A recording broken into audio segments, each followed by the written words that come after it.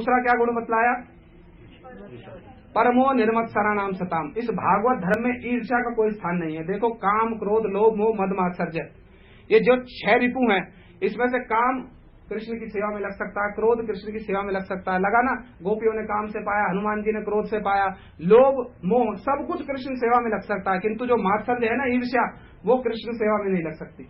इसलिए हमारे श्रील बावन गोसाई महाराज जी कहते थे, इस भागवत धर्म में ईर्ष्या का कोई स्थान नहीं है। हमारे गुरु जी के चरित्र में देखो, अभी बतला रहा था ना, परम गुरु जी की इच्छा थी 3 आचार्य बनाने की, किंतु गुरु जी ने क्या आदर्श दिखाया?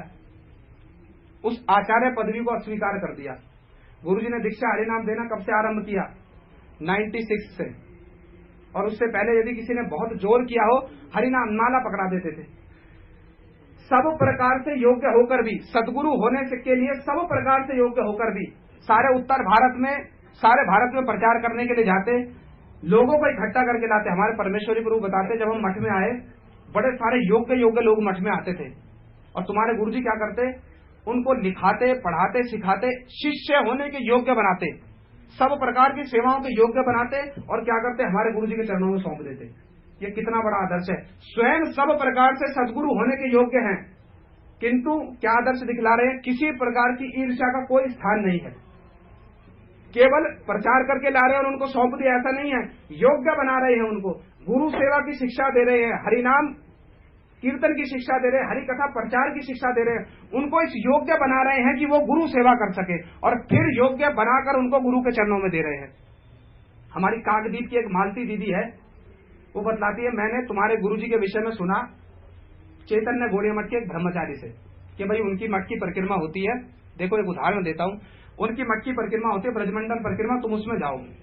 तो हमारी काकद्वीप की एक मालती दीदी, आप लोग जानते होंगे, वो आई और उन्होंने हमारे गुरुजी के साथ ब्रजमंडल परिक्रमा की, और गुरुजी की कथा सुनकर गुरुजी के प्रति उन्होंने दृढ़ निश्चय ले लिया, उन्होंने और उनके पति ने, कि हम तो इनसे ही हरिनाम दीक्षा लेंगे। जब उन्होंने गुरुजी के निकट में जाकर ये बात कही कि गुरुजी, हम महाराज जी, हम आपसे हरिनाम दीक्षा लेंगे, हमने आपको गुरु मान लिया, तो गुरुजी ने उनको कहा कि भाई देखो, हमारी समिति के आचार्य है बामन महाराज जी, ये गुरुजी के शब्दों में बतला रहा हूँ, गुरुवर्गों का नाम लेते समय आदर से नाम लेना चाहिए, किंतु गुरुजी के शब्दों में बतला रहा हूँ।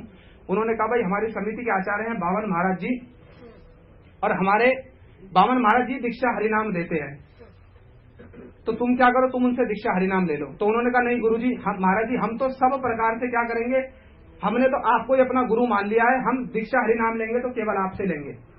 तो गुरुजी ने उत्तर दिया कि देखो, तुमने मुझे अपना गुरु मान लिया है ना, तुमने मुझे अपना गुरु मान लिया है, तो सदगुरु शिष्य को उत्तम वस्तु प्रदान करते हैं। जब तुमने मुझे अपना गुरु मान लिया, तो मैं तुम्हारा शिक्षा गुरु हो गया, अब मैं तुमको उत्तम वस्तु प्रदान करूंगा। हमारी समिति के जो बामन महाराज जी हैं, वो हरिनाम दीक्षा देते हैं, वो सब प्रकार से सदगुरु हैं, तुम क्या करो, तुम उनके चरणों का आश्रय ले लो। और गुरुजी ने क्या किया, अपने साइन करके पेपर पर उनका नाम रिकमेंड कर दिया, जाकर उनसे दीक्षा ले लो।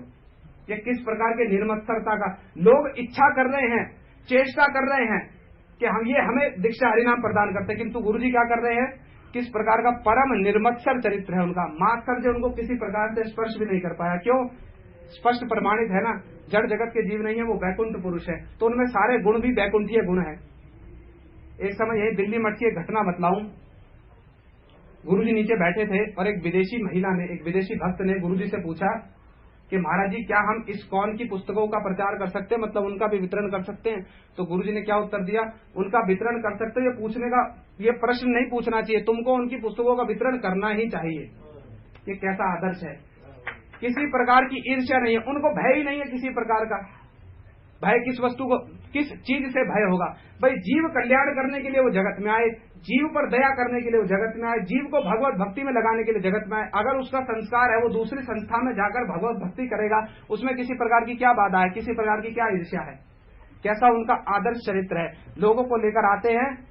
देवानंद गौड़िया मठ का जितना संस्कार हुआ ना, सारा गुरु जी के माध्यम से हुआ। जितना वो नाट्य मंदिर का फर्श है ना, हमारे परिव्राजक महाराज बताते हैं, हमारे परिव्राजक महाराज बतलाते हैं कि देवानंद गौड़िया मठ का जितना संस्कार हुआ तुम्हारे गुरुजी ने किया। पीछे स्कूल बिल्डिंग बनाई, धर्मशाला बनाई, सारा संस्कार तुम्हारे गुरुजी ने किया। किसी प्रकार की कोई मत्सरता थी?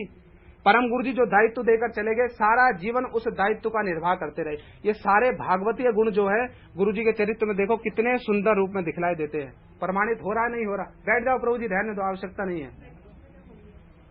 ये जितने भी भागवतीय गुण है गुरु जी के चरित्र में कितने सुंदर रूप में प्रस्फुटित हो रहे हैं।